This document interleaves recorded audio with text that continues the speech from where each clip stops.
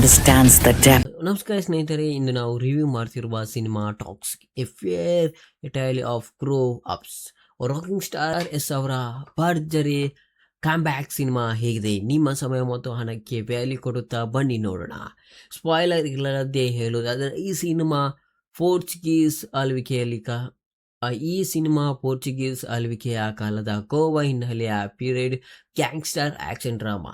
ಅಪರಾಧ, ಅಧಿಕಾರ, ಕುಟುಂಬದ ಪ್ರತಿಯೊಂದು ಫ್ರೇಮ್ ಕೂಡ ರೀಚ್ ಆಗಿ ಕಾಣಿಸುತ್ತಂತೆ ಬಹುದು. ಇನ್ನು ಪಾಸಿಟಿವ್ ಮತ್ತು ನೆಗೆಟಿವ್ ಬಗ್ಗೆ ಕೂಡ ನೋಡೋಣ, ಯಾಕಂದ್ರೆ ಸಿನಿಮಾದ ಪ್ರತಿಯೊಂದು ಕೂಡ ಪಾಸಿಟಿವ್ ಮತ್ತು ನೆಗೆಟಿವ್ ಕೂಡ ಖಂಡಿತವಾಗಿ ಇದ್ದೇ ಇರುತ್ತೆ ಅಂತ ಹೇಳ್ಬೋದು. ಇನ್ನು ಪ್ಲಸ್ ಪಾಯಿಂಟ್ ಬಗ್ಗೆ ಕೂಡ ನೋಡೋದಾದ್ರೆ ಎಸ್ ಅವರ ಪವರ್ಫುಲ್ ಅಭಿನಯ ಅಂತ ಹೇಳ್ಬೋದು ಪ್ಲಸ್ ಪಾಯಿಂಟ್ ಕೂಡ ಆಗಿರುತ್ತೆ.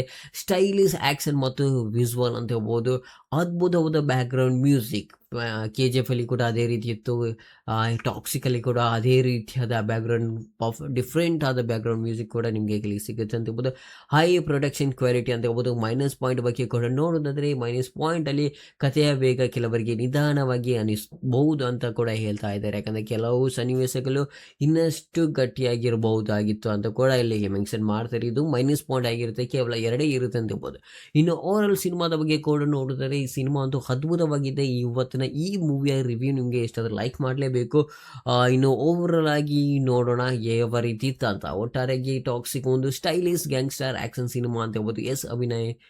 ಎಕ್ಸ್ ಅಭಿಮಾನಿಗಳಿಗೆ ಖಂಡಿತವಾಗಿದ್ದು ಒಂದು ಬ್ಲಾಕ್ ಬಸ್ಟರ್ ಸಿನಿಮಾ ಅಂತ ಕೂಡ ಹೇಳ್ಬೋದು. ರೇಟಿಂಗ್ ಬಗ್ಗೆ ಕೂಡ ನೋಡಿದ್ರೆ 5ರಲ್ಲಿ 4 ರೇಟಿಂಗ್ ಕೂಡ ಕೊಡ್ಬೋದು ಅಂತ ಹೇಳ್ಬೋದು. ಈ ರಿವ್ಯೂ ನಿಮಗೆ ಇಷ್ಟ ಆದರೆ ಲೈಕ್ ಮಾಡಿ, ಅದ್ರ ಜೊತೆ ಸಬ್ಸ್ಕ್ರೈಬ್ ಕೂಡ ಮಾಡಿ. ಆದಷ್ಟು ನಿಮ್ಮೆಲ್ಲ ಫ್ರೆಂಡ್ಸ್ಗೆ ಕುಟುಂಬದ ಭಾವನೆಗಳು ಮತ್ತು ಬದುಕಿಗಾಗಿ ನಡೆಯುವ ಹೋರಾಟದ ಸುತ್ತ ಕಥೆ ಕೂಡ ಸಾಗುತ್ತೆ ಅಂತ ಹೇಳ್ಬೋದು. ಸಿನಿಮಾದ ಸ್ಟೈಲಿಶ್ ಮೇಕಿಂಗ್ ಮತ್ತು ದೊಡ್ಡ ಮಟ್ಟದ ಆಕ್ಷನ್ ನೊಂದಿಗೆ ಗಮನ ಸೆಳೆಯುತ್ತೆ ಅಂತ ಹೇಳ್ಬೋದು. ಇನ್ನು ರಾಕಿಂಗ್ ಸ್ಟಾರ್ ಎಸ್ ಮತ್ತೊಂದು ತಮ್ಮ ಅದ್ಭುತವಾದ ಸ್ಕ್ರೀನ್ ಪರ್ಫಾರ್ಮೆನ್ಸ್ ಮೂಲಕ ಸಿನಿಮಾ ಕೂಡ ಹೊತ್ತುಕೊಂಡು ಹೋಗುತ್ತಾರೆ.